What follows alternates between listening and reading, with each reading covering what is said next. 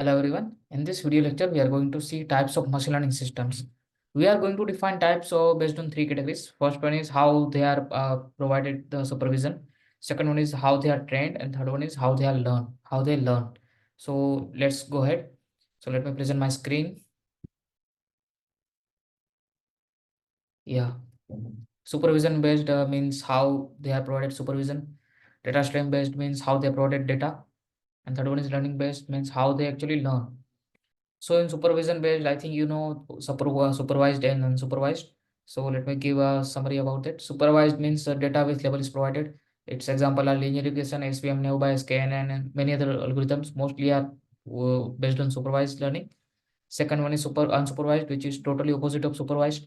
Data without label is provided. Model learns the pattern and get insight from the data. And this example are clustering, association, anomaly detection. So clustering here we can see we can see clearly there are four clusters, and the model itself will find this four cluster and divide the data points into this four cluster. Association means a recommendation you can consider. Let's say in a bakery, we found that people who purchase bread are going to purchase the butter. So this is association. This by giving the data to the model, it will automatically find that these are the bread associates with this butter and this, and so on. Now let's come to this semi-supervised. In semi-supervised, the few data points are labeled. The whole data set is not labeled. In unsupervised, no data points were labeled. In supervised, all were labeled. But in here, few are labeled. Not all. Few are labeled. For example, consider the example of Google Photos. In Google Photo, let's say you give label to my photo as Karan. My name is labeled to my photo, where my photo is data point and label is my name. Now you have given label to only one my photo, means only one data point. Now what the model or the algorithm of Google Photo will do, it will find all my photos and it will label as Karan.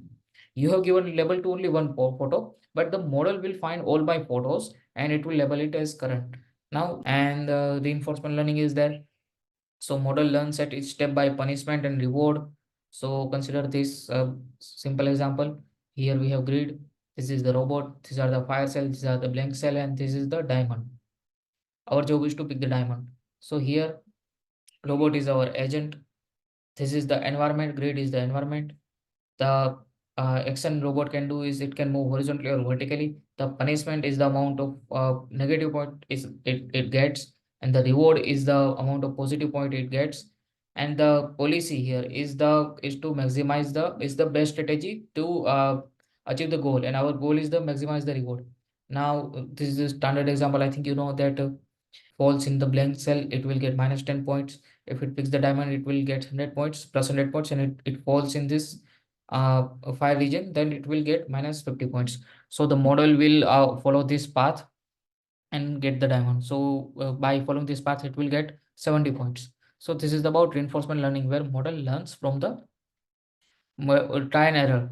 It tries all possible paths and picks the best path which gives it the maximum reward. So its example are tic-tac-toe, chess, robotics. In let's say in robotics, we have put a robot in a factory. It observes the environment and it picks the best action according to current situation and moves to the next step, moves to the next state.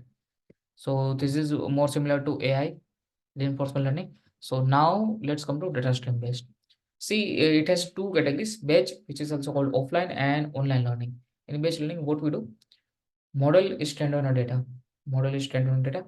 Now new data points come, and let's say model is not performing well on this new data point. Now we need to update the model. So in this approach, what we do? We train a completely new model from this previously existing data and the new data. And after this new model is trained, we replace this model. We had old model, now we get new data points. We train a completely new model on this new data point plus old data points, and we replace this model. So this is batch method or offline method. So as we are training the new model completely from scratch, so definitely it is going to take very much computational power, and it is not practical in scenarios like stock price prediction, where every day we get new stock values, every day we get new data points. So this is not very practical in that sense. So second approach is online. So in this, let's say model is trained on data point, new data point comes. Now the same model which was trained on older data points gets trained on this new data point, means it is updated. In offline, what we were doing, we were replacing the model. In online, what we are doing, we are updating the model. Okay, so the same model is trained on the new data points and it is updated.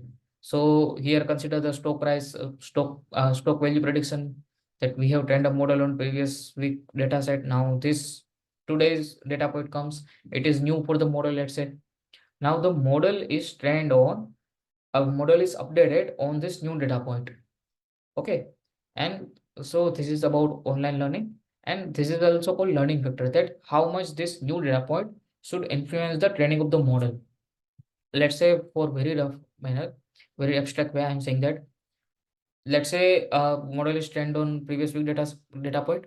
So 80% the previous week data points influence the model 80%, and this new data point which arrived today influences the 20%. So this is called learning factor, that how much the new data point should influence the training of the model. And this is the one scenario. In another scenario, let's say you have very large data set, so the whole data set cannot fit into your memory. So what you do, you split the data set into batches and you provide one batches by the time. Let's say model is trained on batch 1, then model is updated on batch 2, updated on batch 3, and so on. This is how it works. So this is about online and offline learning. Now last is the learning based. So in ML, model learns in two manner. First one is instance based and second one is model based.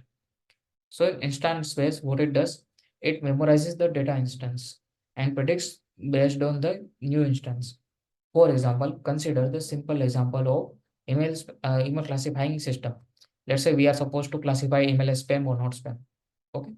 So what the model will do, it will memorize the important words from the spam category. Let's say offer, free, hurry. These are the words mentioned in the spam category. Now in non-spam category, words are, let's say, urgent, important, cyber, let's say, and these are the words in the non-spam. So when the new email comes, what it will do, it will match these words with this spam category and not spam category. Now let's say 70% are matching with spam category, so it will classify it as a spam. And if they are matching with majority with non-spam, so it will classify it as a not spam. So here keep in mind that model is remembering the data instances, that these words fall into spam and these words are not falling into spam. And when new data point comes, it simply matches the words. Here the word matching can be simply by counting the number of words in common. Okay. Now second one is model based. So what it will do, it finds the parameter from the data. It has data, it has labels, it finds the parameter from the data which map data to label.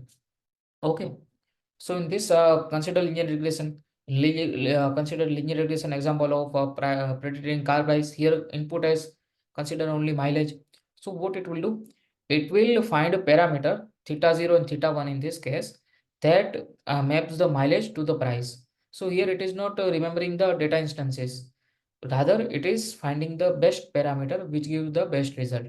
So this is model based learning. This is and the this slide and the PDF note is provided in the description, and the reference also is provided in the description. Thank you.